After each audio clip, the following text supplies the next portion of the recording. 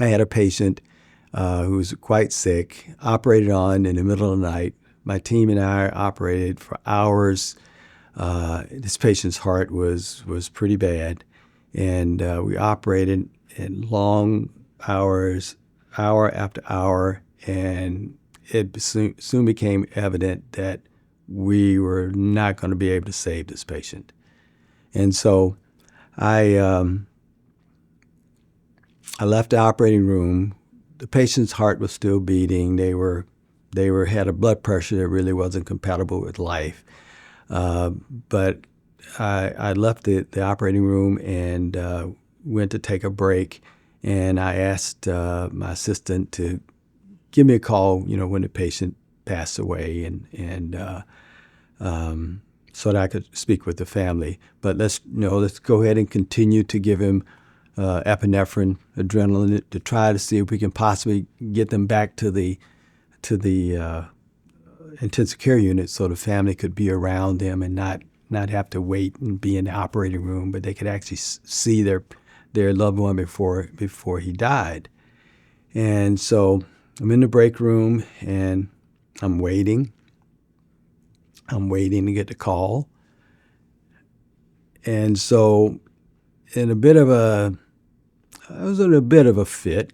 Like, I come back and I talked to the resident, and he said, "Yeah, we got back to the intensive care unit." I said, "Well, why didn't you call me, He said, "Well, patient didn't die."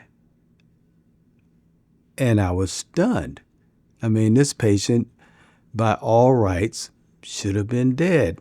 But with amp after amp after amp, incredible amount of epinephrine, never gave that much epinephrine before or since to a patient, he managed to make it to the intensive care unit and was still being supported successfully.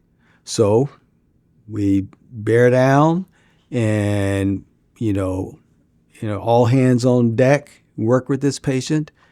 And finally, after a few days, he wakes up. We managed to get him extubated. We're talking to him. We tell him, "Hey, listen, man, we all thought you were dead. We really did." And he said, "Well, Doc,"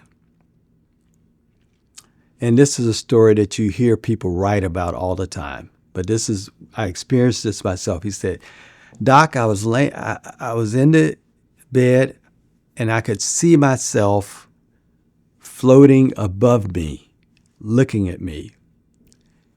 And I was walking to the light, and somebody said, 'Not yet.' And then I was at peace." And after that, the patient successfully made it through the hospital. For years, sent me a Christmas card every year. But it struck me so much because that was one of the first real miracles that I saw. And, to hear this guy echo these things that many people have said over the years that they experience when they're about to die, or near-death experiences and stuff, and to hear him have the same experience, that really struck me. And so I never really forgot that. So that's something that, it was not anticipated that I would experience something like that, but it let me know that, number one, we don't know as much as we think we know. And number two, that miracles do happen, and you've got to believe in greater forces beyond us to support them. Never give up.